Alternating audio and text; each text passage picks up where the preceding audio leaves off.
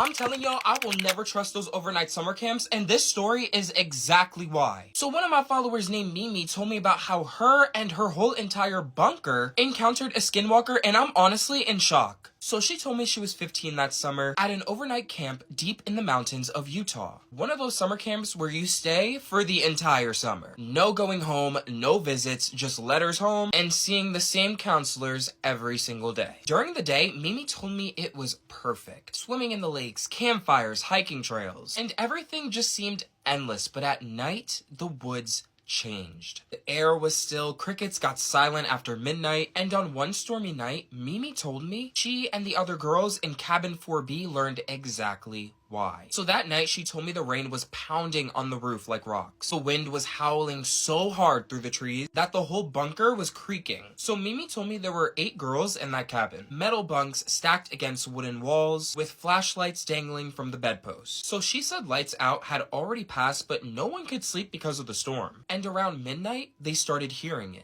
A thumping sound outside the cabin. Not thunder, not footsteps, something heavier. At first, they thought it was an animal, but the camp had strict rules. No food in the cabin, and the dumpsters were locked. Then she told me came the scratching. Something was dragging its nails or claws along the outer wall, from one end of the cabin to the other. Mimi said everyone went dead silent. Like, you could hear the person's heartbeat next to you. So Mimi told me her best friend Tessa whispered, it's probably just a raccoon. But before she could finish her full sentence, something tapped on the window. Mimi told me it was 3 times. Tap, tap, tap. She told me she immediately turned her head toward the sound. The curtains were thin, and every flash of lightning lit up what was behind them. A shadow, tall, way too tall. She told me its outline did not look right, and then it spoke. A voice came from right outside the window, but it wasn't a person's voice. It was off. She told me it said, Mimi. Every girl in that cabin froze, and Mimi told me her whole entire body went numb. She told me seconds later, the same broken voice said, it's me, Tessa, open the door. But the problem was, Tessa was sitting right next to Mimi. She told me in that moment,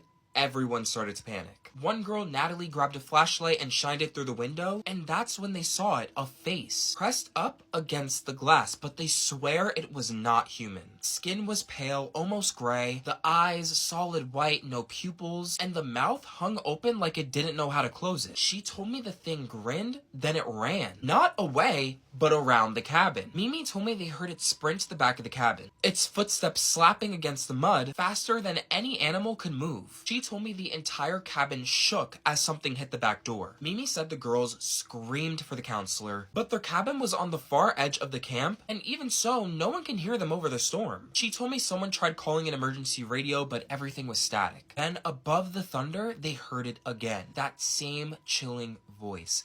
Let me in, please. But this time, Mimi told me it was using each of their voices, mimicking them, one by one. It's Natalie, it's Haley, it's me, Tessa, please open. Every time lightning flashed through the window, Mimi told me they saw something closer, standing at the door, leaning near the wall, crawling on the roof. She told me the wood above them groaned, like something heavy was moving right above their heads. Then she told me the lights flickered, and the door handle began to turn slowly. Mimi told me she grabbed the emergency flashlight and shined it straight toward the door. The light above them flickered again, and in that half second of brightness, she saw it. Now she could visibly see it crouched through the open window. Its limbs were backwards, skin was wet, dripping with mud and rain, and it was smiling. She told me when she screamed, the thing mimicked her scream right back to her. She told me all the girls huddled in the corner, screaming and crying, shaking and praying for all this to stop. Eventually, she told me after what felt like hours, the rain finally started to slow down. The scratching stopped, and when the sun finally came up, counselors found the cabin locked from the inside, and outside in the mud by the window were bare human footprints leading into the forest. That morning, she told me every girl in cabin 4B refused to sleep there again. Mimi told me she doesn't even remember falling asleep, only waking up to daylight and realizing that she was clutching her flashlight. She says she doesn't know what it was. Maybe it was an animal, a prank from the guy cabin, or maybe it was something else. But she told me she knows what she heard. Something pretending to be her friend, something that knew her name. And that's why to this day, Mimi refuses to go to summer camp and told me she will never step foot back in there again. A follower named Ember sent me the story and said that ever since she's had this experience, she hasn't been able to go back home. She said that in this small town in Texas, there's a man-made graveyard with just barely a handful of graves in an open field surrounded by a bunch of trees. Well, behind the graveyard are 2 houses that belong to the family who takes care of the cemetery. Ember said that she's been to this graveyard dozens of times before, both during the day and at night because she's a ghost hunter. So obviously she's used to witnessing strange things, but this night was different.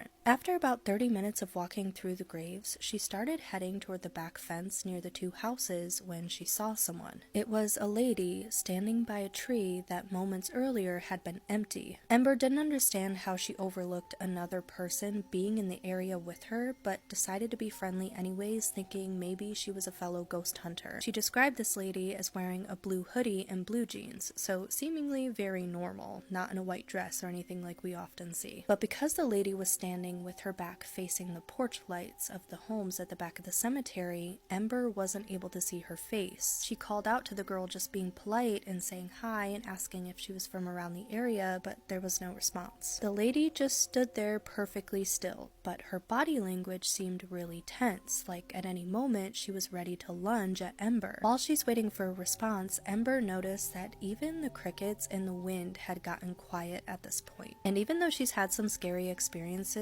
she said she's never felt more scared. So she began to walk backward a little bit, trying to leave the same way she came in because she was starting to feel uneasy. But then slowly, this lady took a step toward her. Ember immediately stepped back just for this girl to once again step toward her. She said that the only way she could describe it is what it would feel like to be someone's prey. This time, Ember raised her flashlight into the direction of this woman, and when the beam of light hit the girl's face, there wasn't one. Just smooth, pale skin, completely blank, with areas where her eyes, nose, and mouth should have been, but weren't. And in that split second after the light hit her face, the lady charged at Ember. Ember took off running faster than she's ever ran in her life, and as she ran, she could hear footsteps behind her getting closer. Get ready with me while I tell you a spooky story about myself. I'm 18 years old, I'm living in New York, and I am there because I'm in an acting conservatory called the New York Conservatory for Dramatic Arts. And if you don't know what that is, it is just basically a conservatory where you learn acting all day, 9 a.m. to sometimes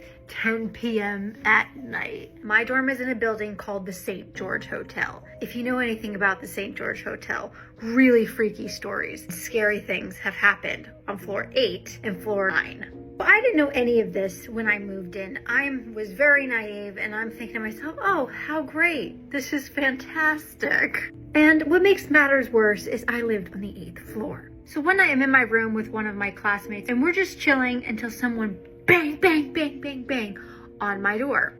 Me and her both jumped and were like, what the heck is going on? We opened the door and it's one of my other classmates screaming, help, you have to come right now. 1,000% honest, I had no idea why she was coming to us for help, but maybe if something happened, you'd think to call the police, but I don't know. And why it's called the St. George Hotel, because it was a hotel in the 1920s, now converted into apartments and dormitories. Every hallway looked the same, and my friend started leading us down our hallway, and it's a very long, narrow hallway. It feels like the walls are closing in, like something you'd see in a horror film. It was super late at night, shrouded in darkness with just the overhead flickering fluorescent light bulbs. We started to hear screaming. You might be thinking, why the heck won't you just call the police at this point? Because we're dumb teenagers, 18 years old, and we're thinking we're invincible, we could do whatever we want. As we get closer to a specific door, we're hearing screaming. Knock on the door and the door opens. Crazy thing is, the screaming didn't stop.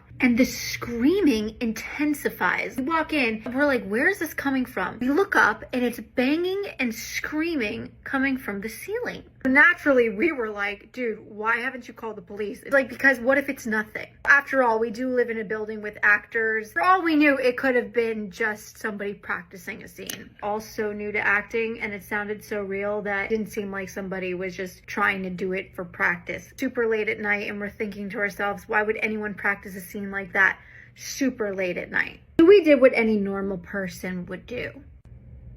We went up to investigate. We boarded the really old, clanky elevator that took years to come. All of us don't even know what to say. We're just breathing so heavily, just looking at the number in the elevator go from 8, slowly creeping, all the way to ding, 9. The door's open. We don't know whether to run or to walk. We're all so scared we're pushing each other in front of each other. If you could believe it, this hallway was even freakier and scarier than ours. Darker and more fluorescents were out. Finally, we get to the room that was directly above the room we were hearing the noise in. We quickly knock on the door. Except what was beyond weird, we were so freaked out we didn't even realize that the screaming had completely stopped. We waited like what it seemed like for forever for someone to come finally to the door. And all of a sudden, the doorknob slowly starts opening up. Our hearts are racing for this door to just open up.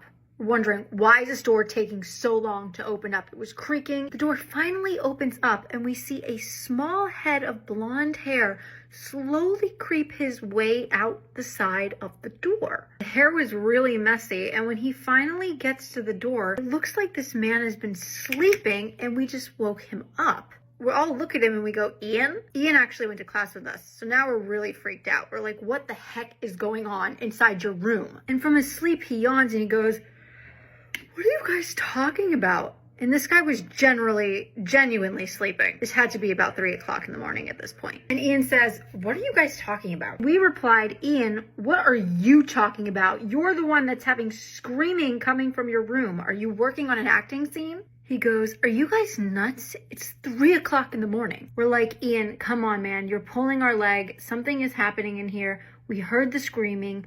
We heard the pounding. What the heck is going on? It sounded like someone is being murdered in your room. You need to let us in your room and investigate. So Ian's like, that's insane. Hold on. Let me prove it to you. Ian slinks back inside, closing the door on us. We're all looking at each other like, this guy has to be pulling a prank on us, right? I mean, this is weird.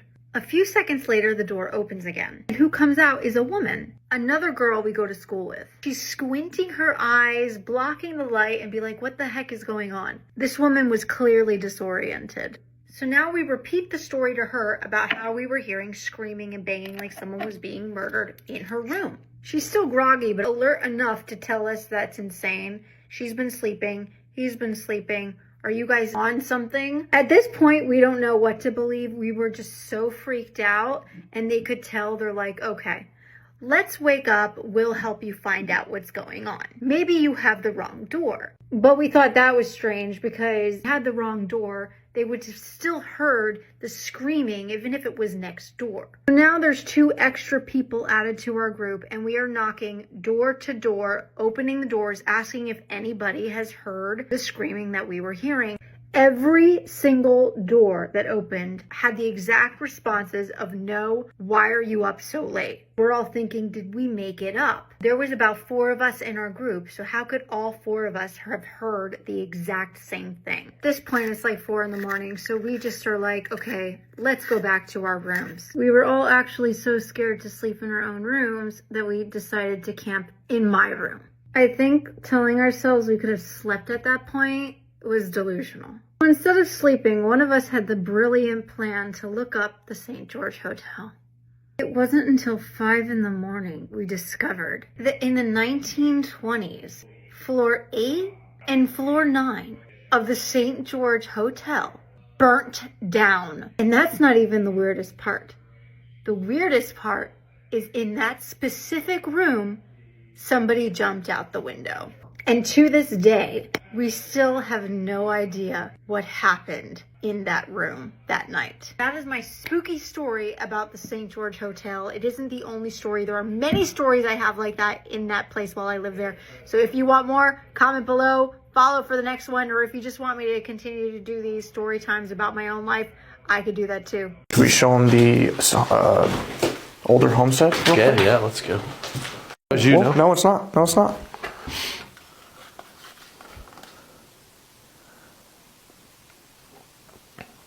Was that you? Yeah, that's on either side. They went to both. Yeah. Y'all, I have a really scary story that was DM'd to me. I think you're gonna love this one. The person who sent this to me wants to remain anonymous. They did tell me that this happened in a small town in Sweden, and it's the week of Halloween right now. It's super windy where I live. I'm also home alone, which makes this even creepier, but this is a good one. So me and my brother were going home. It was around 10 p.m. and it was pitch black. We had just jumped off the bus at our stop, and about 3 other people also went off at the same station. Me and my brother went in the same direction as one of the other people hopping off. Anyways, so this person going the same way was a guy that jumped on the same station as us and sat about 1 to 2 seats behind us on the bus. I saw his face and he looked very young, about 15 to 16 maybe. He walked a few meters before me and my brother, and he soon went further and further away. I did, however, notice he was constantly looking back at us, like a lot.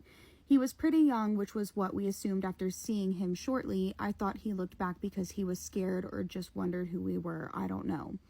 Anyway, so in order to get home, we have to walk about 1.5 kilometers. We went the same way as this guy and walked rather far behind him. He took a right turn into a dark alley and we took the same right turn. As we turned, he started looking back at us again a few times. I noticed the way he was walking, it did not look normal, not in like a limping or hurt kind of way, but just unsettling. I don't know why, but here is where I started to get a weird feeling about this guy. He kept walking straight forward in the dark alley, and it seemed like he had slowed down his pace. My brother wanted to walk straight forward as well, but I said no, we're taking this left turn instead. Here I thought, if we walk left, he won't have to feel like he's being followed. But I also got an unsettling feeling about him, like we should not follow him anymore. We took a left and he headed straight forward towards a school. Just to give some background information about this area, so the school he walked into was about 100 meters further from the path me and my brother just turned left. In the school area, there is a path for walking, and next to it is a big soccer field. Surrounding the field is a lot of trees, like a narrow forest-looking alley. Next to the field and the trees is a road for cars. You can see the field from the road through the trees. So me and my brother were now walking on the road beside the field. I couldn't shake that weird feeling, so I looked toward the school to see if I could spot the guy anywhere. I thought maybe he was walking along the sidewalk next to the field, but I couldn't see him at all.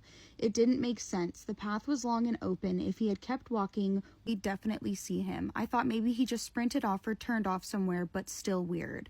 I decided to take one last look toward the school in the field. That's when I saw it.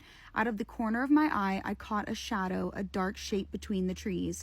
At first, I thought I was just imagining things, but when I looked closer, my heart dropped. There was someone there. What we saw next actually scared the shit out of me. Between the tree trunks, I could make out a dark figure, then I realized it was him, the same boy from before. He was completely still and motionless. He had an extremely weird posture. He was hunched forward with his arms hanging loosely in front of his body like a puppet with its strings cut. He was just standing there staring into the field. I told my brother to stop to get a closer look. He still didn't move, didn't flinch. He just stood there hunched, his head slightly tilted down, arms dangling, staring into the darkness ahead.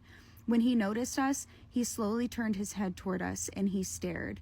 His body didn't move an inch, only his head twisting towards us. The way he stood, it didn't even look human anymore.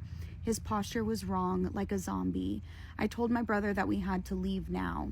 Also, if you want to get out of this field, you have to walk a lot further before being able to exit through a whole passage through the trees. You can see this hole and everyone knows about it, but this guy was so far, just standing in the corner of the field in the dark, completely alone, hunched with hanging arms, staring with no way to exit, just surrounded by trees and bushes. As we walked away, I got a really unsettling feeling, and as far as I could see, he kept staring in our direction as he continued to stay completely still in his weird position. When we finally got home, I couldn't stop thinking about it. Maybe he'd been scared that we were following him, which is why he kept looking back earlier, but that theory didn't make sense anymore. We were about the same age, but he'd seen us the whole bus ride. Why would he be afraid? And why would anyone walk alone into a pitch black field next to a forest just to stand there completely still, staring? Especially if he was scared. I don't know if he wanted to hurt us, but something was extremely off with him. The way he walked, kept staring back at us, and the way he stood staring at us in place that did not even make sense for him or anyone walking through that school. Whether he was possessed, insane, or just completely gone in the head, I don't know. But that image of him hunched and motionless in the dark, eyes locked on us, I'll never forget it. He looked like a corpse that had just remembered how to stand. Okay, and that is the end of the story. And I don't know about y'all, but whenever I was reading it, it felt like I was reading a book. Like, I could perfectly imagine what this person had written to me. Like, I feel like I was there. And that is so freaky. I know, like, over here in the United States, we have like Skiggly Wigglies. I'll put right here what I'm talking about, y'all. I don't know if they have that in other countries like Sweden. Like, I don't know what like the folklore or like the urban legends or like the monsters are over there. But that's like what it sounds like to me, is something like a Skiggly Wiggly. Either way, that is so terrifying, and I'm so glad that this person and their brother got home safe.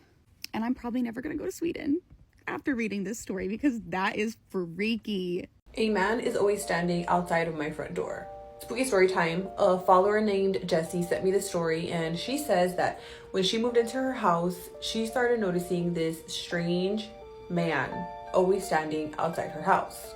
She says that she moved down here to Texas for a better job opportunity. She's single, so she decided to rent a house. And she says that not even a whole day, one full day of her moved in, she noticed this man standing outside her house, but more towards the sidewalk. She says that at first everything seemed fine. She thought maybe he was a neighbor trying to be friendly, and she waved at him, but he didn't wave back. Next day, same thing. Standing on the sidewalk, just literally standing there so still, staring at her house. And then it started to get weirder, because as the days passed, he started to move closer. Then one night, in the middle of the night, she says that she was watching Grey's Anatomy in bed, relaxing in her bedroom, and she gets an alert from her Ring camera saying person detected. She opens the camera and she sees the man standing outside her front door. She starts talking to him through her camera. He doesn't respond. He doesn't say anything. He's just literally standing there, not looking at the camera, looking at her front door. Just, hell no. She called 911. They said, okay, is he doing anything threatening? Can you tell him to leave? Is he cursing at you? And she's like, he's not saying anything at all. And they were like, well, they do send a squad car. Of course, by the time that they came, he left. Next day, same thing. She is relaxing, eating dinner in bed, and she gets the same alert, person detected. Opens the camera, and there he is.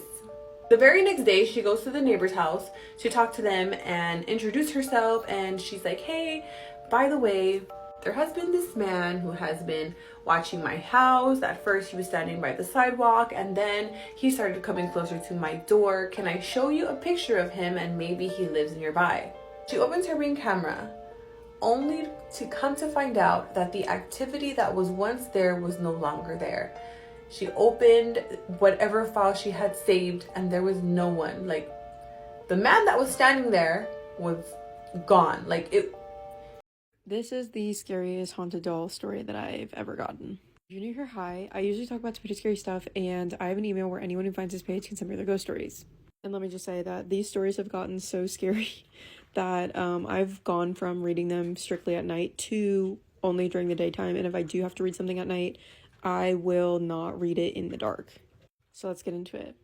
The person who sent me this email says that since they were a little girl, they have been able to see and feel spirits, to the point where she would have her parents move her bed and her crib around the room because she felt like someone was in the closet. And it eventually got to the point where she refused to be in her room by herself. And when she was 6 or 7 years old, she was gifted a 4-foot porcelain doll for Christmas. And she specifically says that she immediately got a really, really bad feeling about the doll. And after being gifted this doll, she began to have issues sleeping again. And it was the same thing as before when she was a little girl. Like, there's someone in my closet. I feel like I'm being watched. I don't like it in here. And she continued to describe that she would put this doll in the corner of the room and wake up, and it would be positioned closer to her. And she just thought it was someone pulling a prank on her in her home, so she just brushed it off and was like, okay, these people are trying to scare me because they know I don't like this thing. And it even went as far as her confronting her twin brother and her parents, and all of them were like, no, we don't touch it. Please stop freaking yourself out. Like, this is why you can't sleep in your room by yourself. And I guess after that conversation, she decided to walk up to the doll and say that I know what you are, and I know that you're evil. And this is where things get super scary. The doll begins to lean forward to the point where it falls on top of her, and she is literally unable to get it off of her.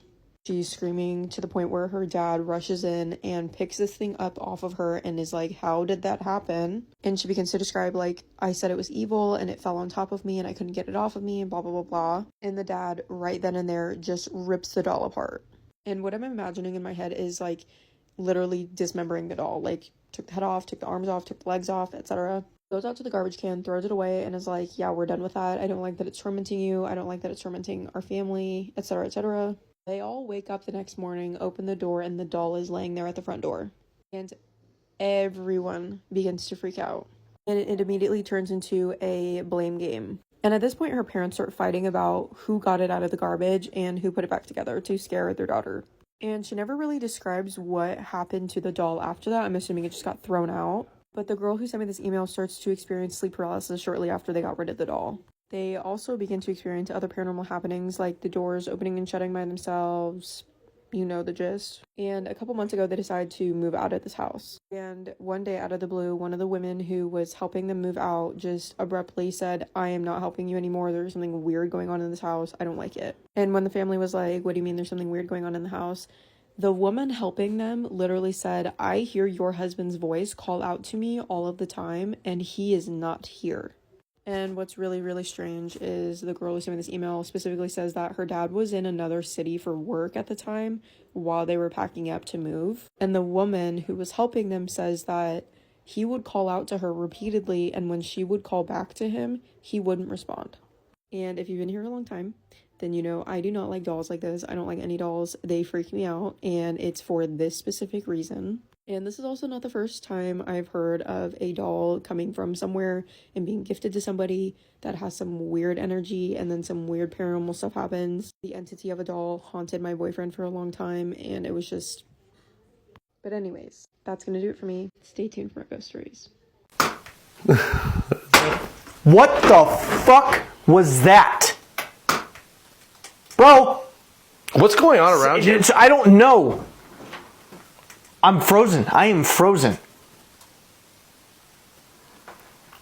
Did the window Sean. break? Hello and welcome back to a series of spooky stories, The Haunted Tea Spill. The series is brought to you by all things spooky and ungodly amounts of paranormal activity. I appreciate the compliment, and it isn't weird to me, and if it's weird to other people, fuck them. Hi, my name is Leah. It's spelled L-I-A, so I hope I said that right. This might be long, but I really want to get this off my chest. I grew up in a spiritually inclined family. For generations, my family could see ghosts, dreamwalk, interpret dreams, etc. Some members have many gifts, some having one and some having none, all backed by a faith in God through Christianity, meaning a strong emphasis on good and bad. I have a lot of stories, but the scariest stuff I don't want to remember, so this might be tame. Given the way I was raised, as earlier described, when my great aunt passed away, it was a lot on our family. My mom is one of 7, and my grandma is one of 10. A big ass family. So when my grandma's sister passed, it was a big affair. Every single person went. My grandma doesn't have the best relationship with her siblings. She's close with them, but because she was stronger in her faith, it wasn't the best. It would really strain a lot of their relationships when my grandmother's brothers got married. There was a lot of weird resentment and anger. Don't ask me why. I don't know. I wasn't born yet. It ain't my business. Now fast forward to when my great aunt passed. We lived in New York and she lived in Florida at the time of her passing. So we drove New York all the way down to Miami. The entire ride down, my mom and my grandma and my cousin are praying for my great aunt to pass on. Something was keeping her here. I don't know what it was. I was like 9 or 10 when this was all happening. When we got to the hotel, what I remember, it was more like a condo. In this condo, there's maybe 10 to 15 people between my mother, myself, aunts, cousins,